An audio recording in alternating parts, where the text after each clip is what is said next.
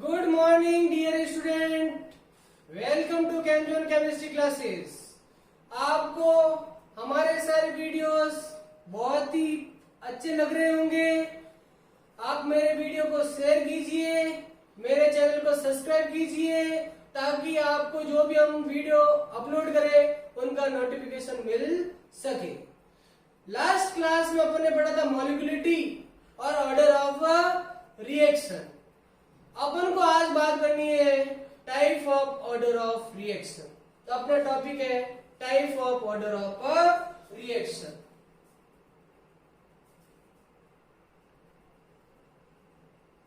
Type of order of reaction मैंने आपको बताया था, इसमें आपके जीरो ऑर्डर रिएक्शन है, फर्स्ट ऑर्डर रिएक्शन है, सेकेंड ऑर्डर रिएक्शन है, थर्ड ऑर्डर रिएक्शन है।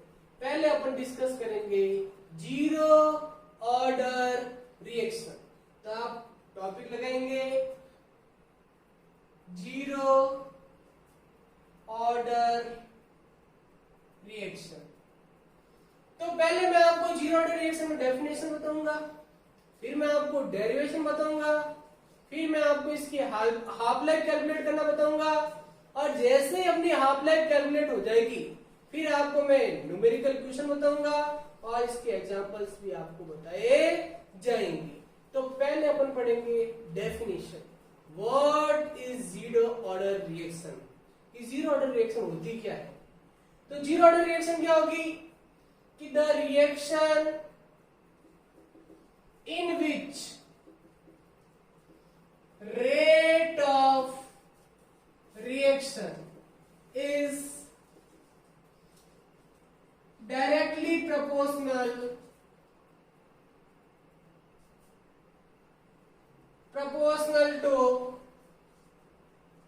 proportional to zero or of concentration of reactant is called zero order reaction. अपन क्या कर रहे हैं?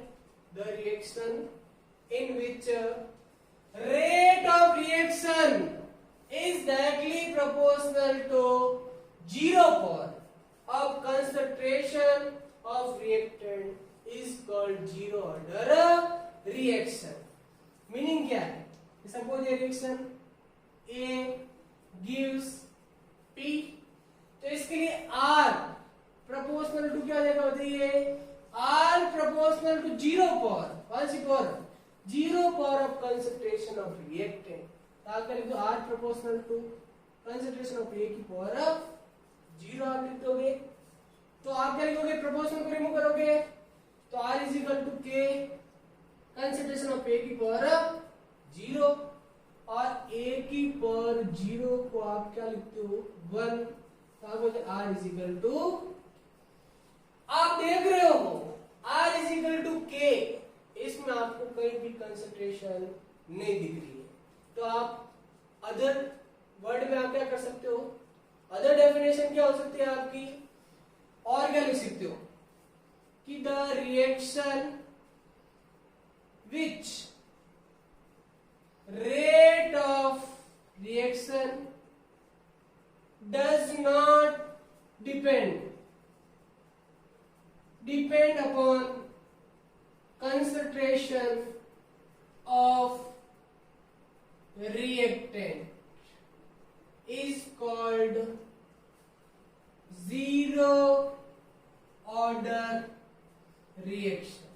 अपन कह सकता है कि rate of reaction does not depend on concentration of reactant, कि जो रेट ऑफ रिएक्शन है ना वो कंसंट्रेशन पर डिपेंड नहीं करेगी। अगर मैं कर्व प्लॉट करो, मुझे कहे कि आप कर्व प्लॉट कीजिए R वर्सेज कंसंट्रेशन, तो बताइए R कंसंट्रेशन पर डिपेंड नहीं कर रही है, या कंसंट्रेशन ऑफ A भी कह सकते हो, कंसंट्रेशन ऑफ A, तो जो R आपकी कंसंट्रेशन डिपेंड नहीं कर रही है। अगर रेट कंसंट्रेशन पर डिपेंड नहीं करेगी तो बताओ कर्व कैसे प्लॉट करोगे? इस टाइप से आपको ये कर्व मिल जाएगा। तो आपको पहले डेफिनेशन पता होना चाहिए आई वासन में rate of reaction is directly proportional to zero power of concentration of reactant is called zero order reaction, या rate of reaction does not depend on concentration of reactant. आई वासन में ये आपको पता होगा, इसको नोट कर लीजिए। फिर अपन इसके डेरिवेशन की बात करेंगे कि जीरो ऑर्डर रिएक्शन का डेरिवेशन क्या होता। चलो आपने स्क्रीनशॉट ले लिया होगा। नेक्स्ट मैं बात कर रहा हूं डेरिवेशन कि जीरो ऑर्डर रिएक्शन का डेरिवेशन क्या है। तो अपन डेरिवेशन की बात करते हैं कि जीरो ऑर्डर रिएक्शन का डेरिवेशन क्या है। तो आप हेडिंग लगाएंगे डेरिवेशन।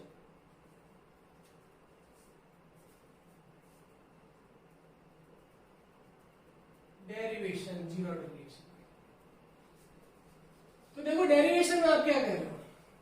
सपोज आपकी रिएक्शन है ए गिव्स पी। आपकी रिएक्शन क्या है, ए गिव्स पी, ये रिएक्शन है। अब मैं तो अकॉर्डिंग टू डेफिनेशन आप क्या कहते हो कि आर प्रोपोर्शनल टू ए की पावर जीरो। मैंने आपको बताया था कि rate of reaction does not depend on concentration of reactant, ये zero power of concentration of reactant. तो आप लिखोगे आर प्रोपोर्शनल टू ए की पावर जीरो। तो आर इज इक्वल टू क्या लिखा बताओ, प्रोपोर्शनल को रिमूव करोगे के ए की पावर जीरो हो जाएगा। आई वासन में अब आर इज इक्वल टू क्या होता है बताइए, dx अपॉन dt। मैंने आपको बताया r is equal to dx upon dt formula होता है k a की पावर जीरो। बताइए a की पावर जीरो को क्या लिखोगे, बताइए आप बता सकते हो क्या, 1 लिखोगे। तो क्या आ जाएगा dx upon dt is equal to k। आप इसको इधर शिफ्ट करोगे तो क्या आ जाएगा dx is equal to k dt। Equation first, ये आपकी इक्वेशन फर्स्ट। अब मैं इक्वेशन फर्स्ट का इंटीग्रेशन करता हूं, तो इंटीग्रेटिंग इक्वेशन फर्स्ट। अगर फर्स्ट का इंटीग्रेशन करते हैं dx integration of dx k dt का इंटीग्रेशन कीजिए, तो बताइए dx का इंटीग्रेशन क्या हो जाएगा, x k कांस्टेंट है इसको बाहर निकाल दोगे, dt का क्या हो जाएगा t। तो आप क्या लिख दोगे बताइए dx का x k कांस्टेंट है बाहर निकाल दोगे, dt का क्या जाएगा t और c। c आपका इंटीग्रेशन कांस्टेंट, c आपका क्या है इंटीग्रेशन कांस्टेंट है। अब इस c की वैल्यू फाइंड आउट करनी है, तो अगर c की वैल्यू फाइंड आउट करनी है ना, तो x इज इक्वल टू 0 और t is equal to 0 assume करोगे। x इज इक्वल टू क्या 0, t इज इक्वल टू 0। मतलब जब रिएक्शन स्टार्ट नहीं होगी, जब रिएक्शन आपकी स्टार्ट नहीं होगी तो प्रोडक्ट क्या होगा 0 होगा। x is equal to 0, t is equal to 0। तो x बताओ क्या हो गया 0, t आपका क्या है 0, तो c आपका क्या आ जाएगा बताओ 0। Equation third. अब from equation third and 2, from equation third और 2 बताओ क्या जाएगा, यहाँ पुट अप करोगे तो बताइए आपको कौन सी इक्वेशन मिलेगी, x is equal to kt। Equation 4। This is integrating equation for zero order reaction. This is integrating equation for zero order reaction. इसको हमेशा हमेशा हमेशा आपको याद होनी चाहिए। आई भाषण में यह आपको ध्यान रखना। या अपन ऐसे भी लिख सकते हैं, देखो k को मैं रिमूव करूंगा, x प्रोपोर्शनल टू t हो जाएगा। मतलब टाइम इंक्रीज होगा ना तो प्रोडक्ट की कंसंट्रेशन इंक्रीज होगी, टाइम इंक्रीज होगा तो प्रोडक्ट की कंसंट्रेशन इंक्रीज होगी। अगर x और t में कर्व प्लॉट करने के लिए आपको कहे x वर्सेस t, तो ये कैसे करो, कर्व मिलेगा इस टाइप से आपको कर्व मिल जाएगा। आई भाषण में मैन तो आपको इक्वेशन 4 याद होनी चाहिए। आई भाषण में अब एक और आपका आईआईटी और नीट में भी क्वेश्चन पूछा जाता है ग्राफिकल रिप्रेजेंटेशन।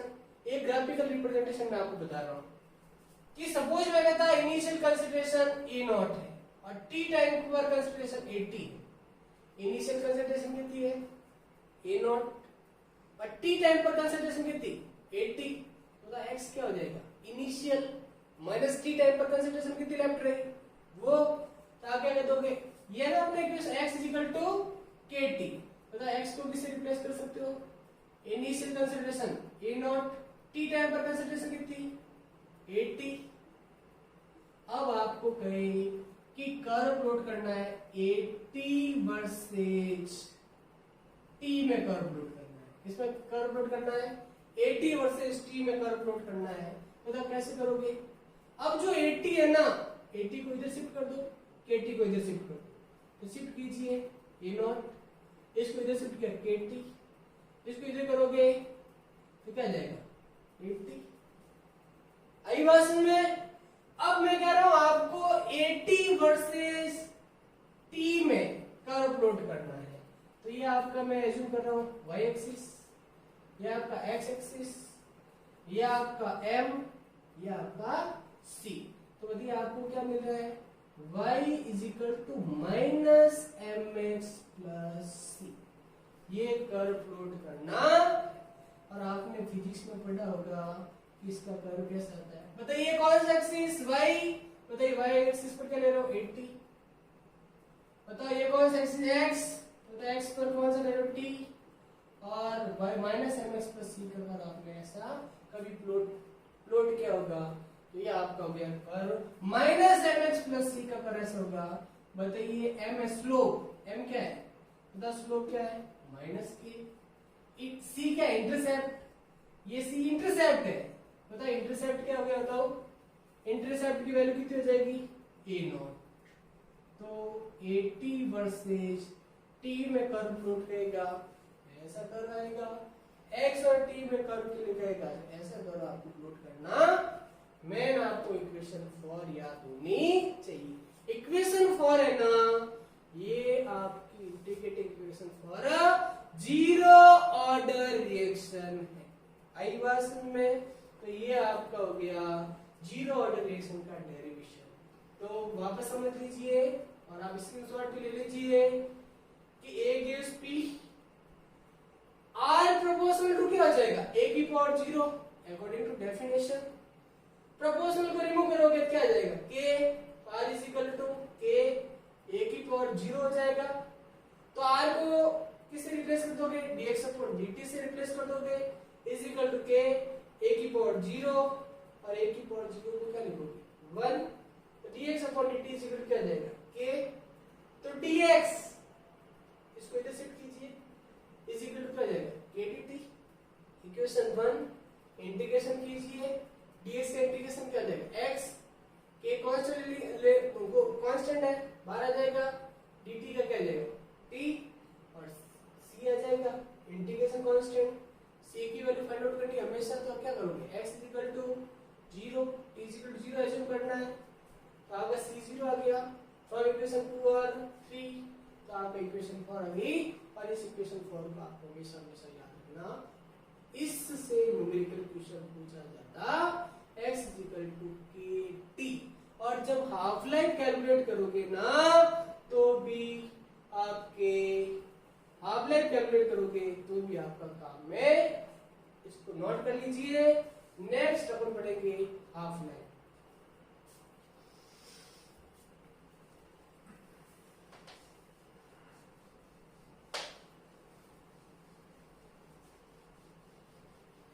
तो नेक्स्ट अपन को पढ़ना है half life for zero order reaction. Half life important है, आप आराम से ध्यान से समझोगे, बहुत ही इंपोर्टेंट टॉपिक है हाफ लाइफ।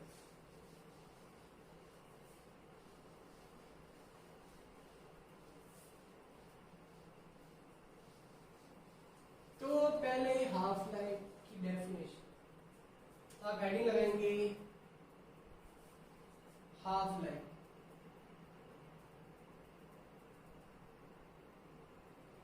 अब जो हाफ लाइफ है ना, हाफ लाइफ को डिनोट करते हैं टी हाफ, ये पूरा सिंबल है हाफ लाइफ का, टी हाफ। आई बात।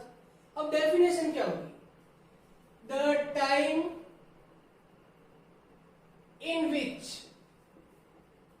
concentration of reactant reduce the time in which concentration of reactant reduce to one half of its initial concentration.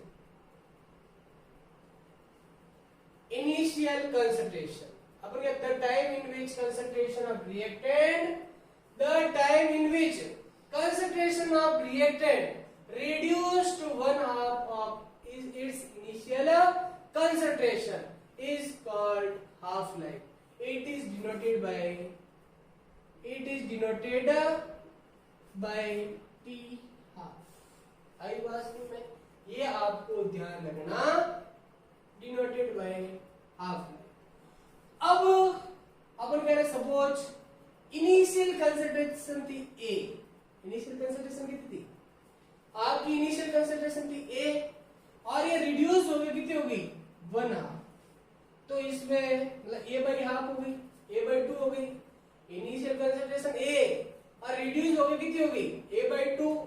अब इसमें जो टाइम टेकन होगा या जो टाइम लगेगा उसको बोलेंगे T हाफ.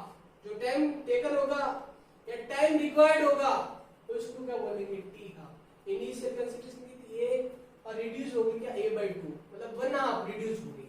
तो उसमें जो टाइम रिक्वायर्ड होगा ना उसको बोलेंगे हाफ लाइफ.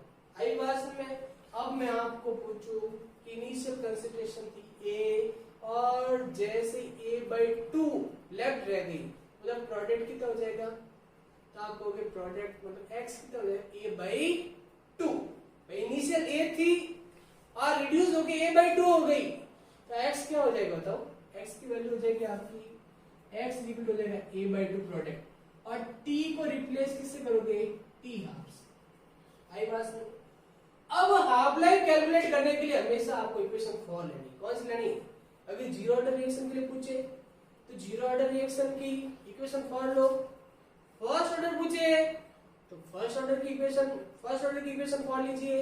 सेकंड पूछे तो सेकंड की इक्वेशन फॉर, और थर्ड पूछे तो थर्ड की इक्वेशन फॉर लेनी. अभी आपको जीरो ऑर्डर की बात करनी है. तो जीरो ऑर्डर की इक्वेशन फॉर क्या थी बताइए? x kt. ये इक्वेशन फॉर मैंने आपको बताई थी. और जब आप हाफ लाइफ कैलकुलेट करते हो तो x को किससे रिप्लेस करना है? x को A बाई 2 से, और t को किससे रिप्लेस करना है? T हाफ से. तो x को किससे रिप्लेस करोगे? A बाई 2 से, और t को किससे रिप्लेस करोगे? T हाफ से. आपको T हाफ चाहिए. क्या चाहिए? आपको T हाफ चाहिए. तो T half is equal to क्या है? A upon 2k. Half life for zero order reaction. It is a half life for zero order reaction. आप देख रहे हो T हाफ पर A को ध्यान से देखो, प्रोपोर्शनल आ रहा है. क्या है?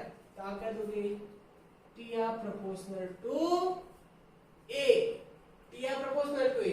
For a zero order reaction, half life is directly proportional to its initial concentration. कि जो हाफ लाइफ होती है ना वो हाफ लाइफ इनिशियल कंसंट्रेशन के डायरेक्टली प्रोपोर्शनल होती है. अगर कर्व प्लॉट करने के लिए कहना T हाफ वर्सेज A में, तो ये प्रोपोर्शनल का कर्व कैसा आएगा? इस टाइप से आपको कर्व मिलेगा. आई बात में. तो आपको ये इक्वेशन याद रखनी है. पहले तो डेफिनेशन याद रखोगे हाफ लाइफ की. क्या याद रखोगे? The time in which concentration of reactant reduce to one half of its initial concentration.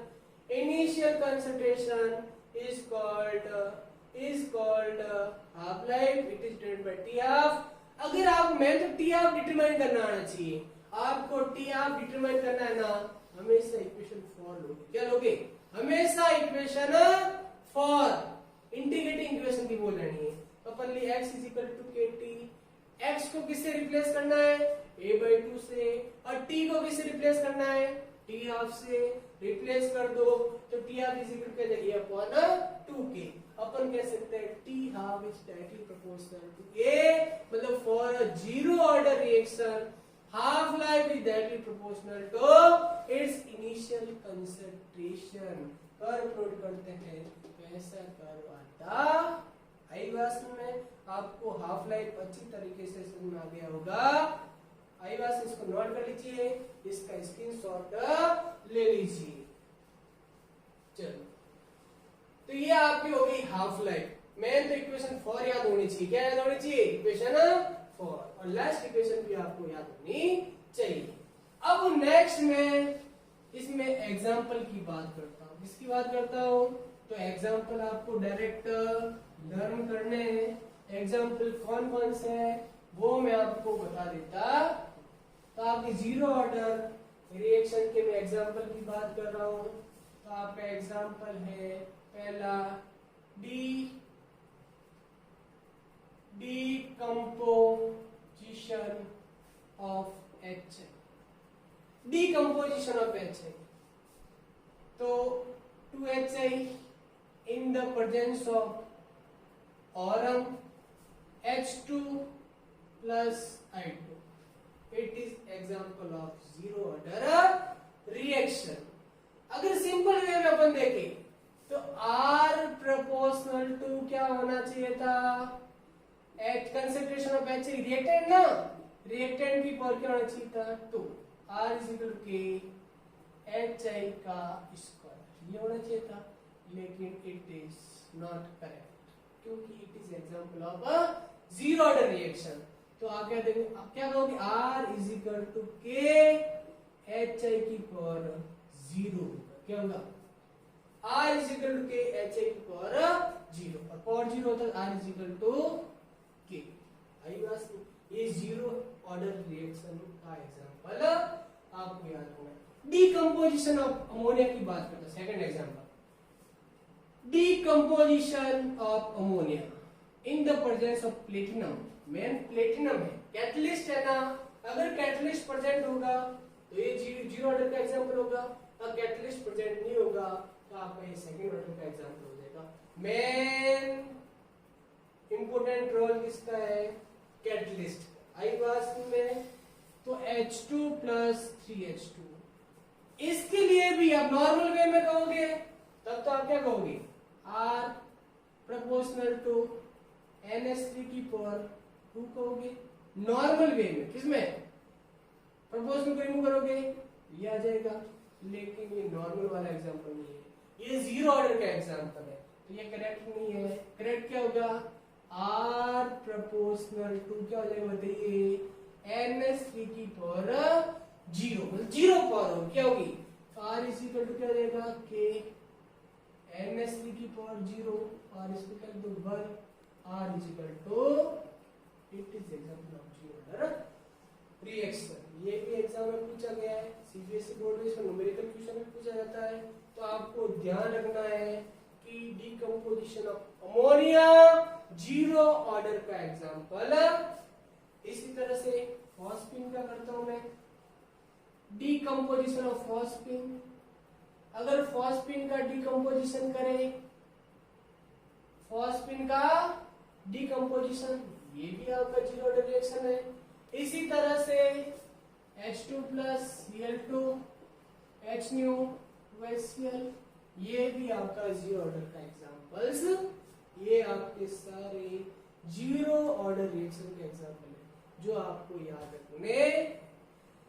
इस तरह से मैंने आपको आज जीरो ऑर्डर रिएक्शन बताया। ये आपको पूरा अच्छी तरह से समझ में आ गया होगा। इसको आप रिवाइज कीजिए और इसको कंप्लीट आज कर लीजिए।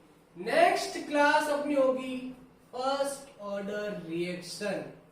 क्या होगी, फर्स्ट ऑर्डर रिएक्शन की होगी, जिसमें आपको पूरा बताया जाएगा, जिसमें आपको आराम से बताया जाएगा। आई भाषण में ये आपको ध्यान रखना है अब जो मैंने ये बताया है आप स्टडी की ये पूरा आराम से याद कर लेना। कल आपको फर्स्ट ऑर्डर रिएक्शन की बात करूंगा, फिर मैं इसके बाद फर्स्ट ऑर्डर में न्यूमेरिकल क्वेश्चन भी आपको बताए जाएंगे। आप मेरे चैनल को सब्सक्राइब कीजिए, शेयर कीजिए। Thank you.